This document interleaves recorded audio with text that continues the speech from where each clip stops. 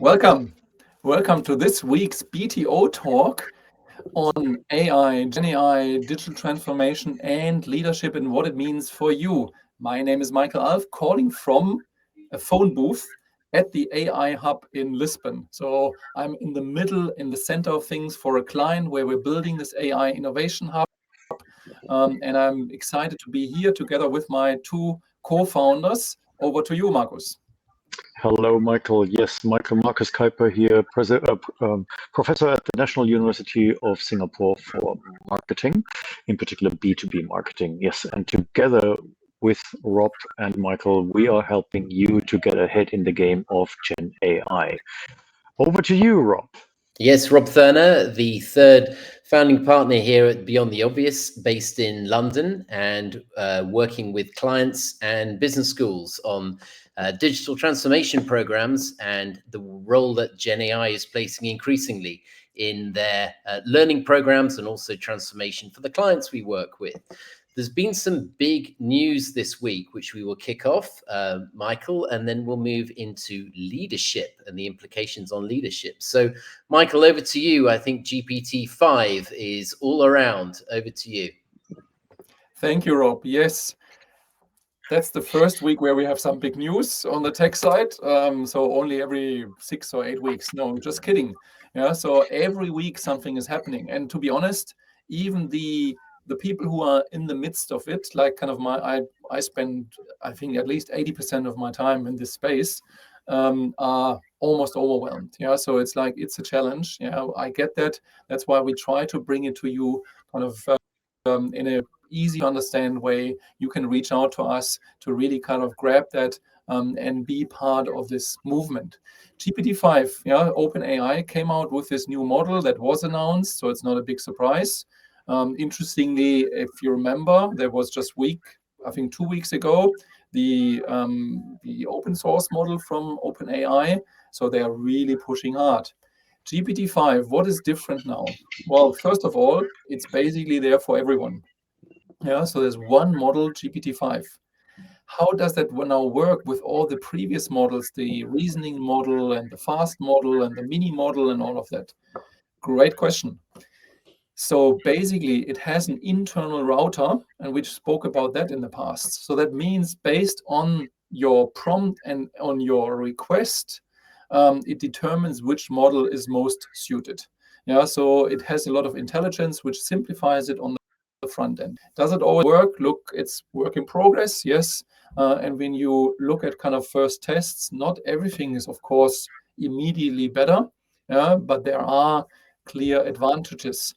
I spoke to my development team yesterday just, and they said in the development environment, it's actually a huge step forward. Yeah, so it's really, really, really good. So it's really good. Yeah, so where for the normal people, for us normal people, where we use it for let's say concepts and structures and so on, I'd say the jump isn't as big. Yeah, so there's some in the thinking, in the reasoning space, of course. You still need to have good quality prompts. And of course, the front end, the ChatGPT front end, only gets you so far. It only gets you so far until you need agents. And maybe that's a topic also to briefly address by both of you. So this is kind of the news. So out. One question I would ask kind of Markus, why do you think kind of OpenAI comes with that free for everyone, at least to a certain level, model with 700 million users around the world? So that's every 10th person is using it on a regular basis. That seems to be like a huge investment by OpenAI. What could be the reason? And if you have questions, and that's my last comment, you see this the QR code I said in the beginning. This leads you straight to our WhatsApp group where you can ask questions straight away live here in this chat. So over to you, Markus. Kind of what's the rationale behind that? Oh, Michael, just throwing over the $1 million or $1 billion question to a humble professor. Thank you very much. Look, I guess we have addressed this a couple of times over the last few months. The race for supremacy in in LLMs and in ChatGPT or in generative AI is out there. And Michael mentioned to us in our last session, feel free to go into it on YouTube or through this QR code as well, that Claude, as a matter of fact, seems to be outrunning ChatGPT and OpenAI. So what we see here is a similar reaction as we saw from DeepSeek from China a couple of months ago, where all of a sudden a huge jump in capabilities, in speed, in parameters. We are talking about a trillion parameters, access to that, and so on is happening. I believe, Michael, part of the question is that OpenAI is realizing that they need to get ahead of the race. They actually kicked it off only 1.5, 2 years ago, and now they need to gain back this position. The question out there will be, how will the others react? Will they also launch something within days and weeks? Because one topic we would like to share with you today is as well, why are they actually accelerating the launch of new and better versions from 6 months to 4 months to 3 months, and now, Michael, to a couple of days within each other? That has to do with leadership, leading in the market, the go-to-market strategy, but it also has an implication on leadership by you of your organization, respectively small, medium, or large. It doesn't matter. And with this question, I would like to hand over to Rob. Rob, you're an expert in agile leadership and many leadership topics. How does a ChatGPT new model, which is free for everyone, have an impact on the leaders of an organization? What do they have to do? What should they be aware of and maybe worried about? Yeah, it's a really interesting questions, and by putting so much capability now free into the hands of every employee, the question is, can leaders realistically control access to these tools and the implication that that has on the workflows and the productivity and the way that their teams are working together? And I think the answer is clearly no. They can't control that.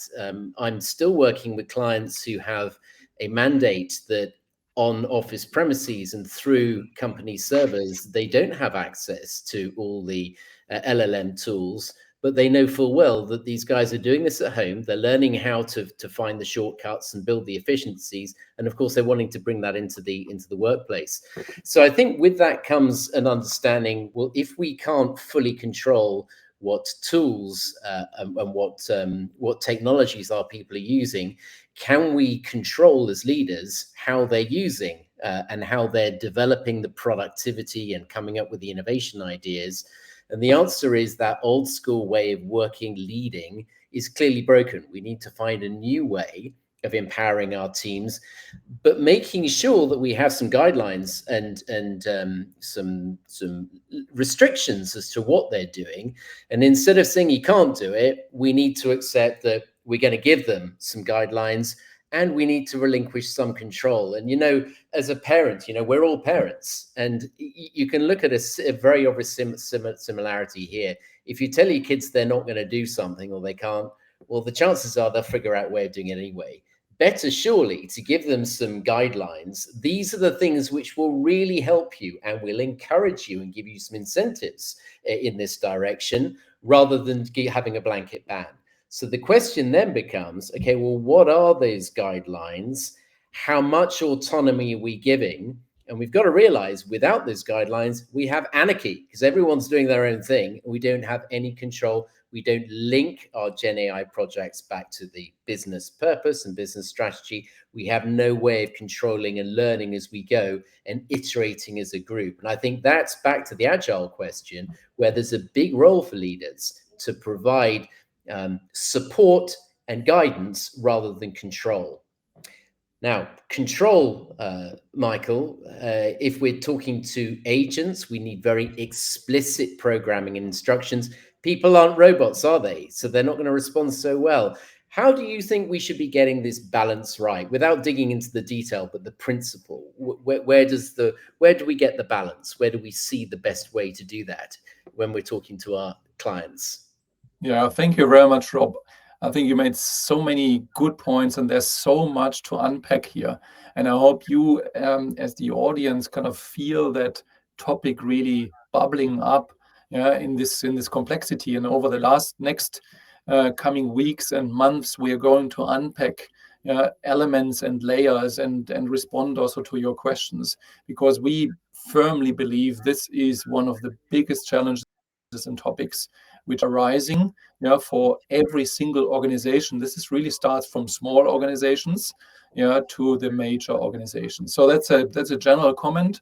And we coined and used the term hybrid leadership, being the leadership of people and AI being technology. So kind of you have with AI a completely new thing coming up. I call it a thing, where we don't know exactly still what the impact is. And this is back to your question, this kind of how do you balance both? How do you allow and control? This is kind of this. We are in a explorative phase, because we don't actually know kind of what plays out here. There's so many questions related to this. And I think what is important to embrace that, and there are good examples. There are companies where the CEO says, I am leading the charge of the AI transformation. There are pharma companies who do that from the CEO perspective. And it's located at the CEO level, this whole transformation, which has impact on every single role. And then there are others, as you said, Rob, they're basically saying, well, we are not allowing that, which of course is not feasible. It hasn't been feasible with mobile phones, and it's even worse now and more challenging because the impact is bigger of what we are having here with GPT-5. We can create all kind of things, and it's not only that we are sharing confidential information somewhere. This is one of the problems, but it's not the biggest one. It's like kind of how do I manage that, and how do I lead these new environments with the people, with the new technology enabling these people, and then of course at some stage in the future, and we're not talking too much about that, when you have these agents and agentic systems, that's more complex, but there's a lot to uncover before that. And I think the first step is really this awareness on the C-level, saying this is a hot topic, I have to put that on my agenda, and I have to embrace that. I have to create the awareness initially that this is such a big topic, and then tackle that. Some of that is tackling it in the same way, like with other transformations, and some of that is really different. So, which kind of brings me then to the question, Markus, kind of when you look at that, how do you kind of approach that with a, let's say, kind of coming more from a large company traditional way? Is that kind of because, of course, a nimble, smaller organizations might be faster, but we know there's a lot of large companies who actually have to embrace that. What's your view on that, based also on your client work? Yeah, I guess the question we are trying to answer is what is in it for you, and we will welcome your questions to us. Like, describe your organization to us. You don't have to name it and say, I have 50 people, I have 500 people, I have 20,000 people. All of this is relevant. Michael and Rob, we know from our experience that larger organizations have one big advantage: they have resources. Usually, they have plenty of resources in terms of people, talent, skills, technologies, and systems. Whereas small or smaller organizations, and by the way, the question is, what is small? Is an organization with 100 people small? Maybe not, because nowadays 100 people can do the work of 1,000 people or 100,000 people if they use agents. And we'll talk about that in one of our following sessions.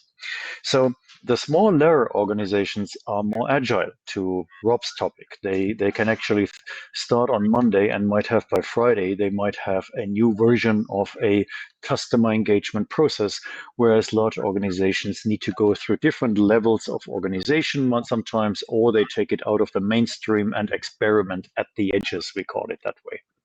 So play it to your advantage. If you have the resources, identify people who want to play. Don't make it secret, because the organization will know about it anyway, right, Michael and Rob? Usually the best kept secrets are the worst kept secrets. And at the same time, communicate the success of your small use cases. Don't make it too big. Start small, scale fast, and grow fast. And then you identify the use cases which actually matter most to you. Do they impact customer satisfaction? Do they impact the bottom line? Do they impact the top line? These are 3 questions, for example. Yeah. Rob, to wrap it up for us today, we talked about GPT-5, 3.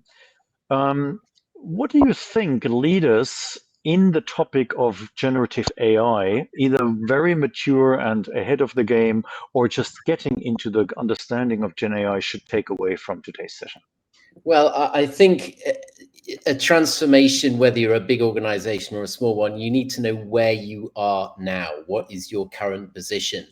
And getting an audit, understanding where you are on that journey is a valuable start point. If you know where you are and the audit contains the right ingredients, the right questions, then you can spot the gaps, and then that helps you to formulate your short-term objectives, and also to look at comparing with other organizations where they got to and what's the bigger long-term goal. So I think starting with an audit, and we can certainly help you with that. We're doing this for a number of our clients now, so you know where you are, highlight the areas that need immediate attention, and then develop a roadmap. But let's be realistic, guys. As the market's changing so fast, we can't give you a bulletproof, clear roadmap for the next 2 years. It doesn't work like that. But understanding your priorities and understanding at a high level where you need to be playing will help you to guide that journey, and we're very keen to help you in that way.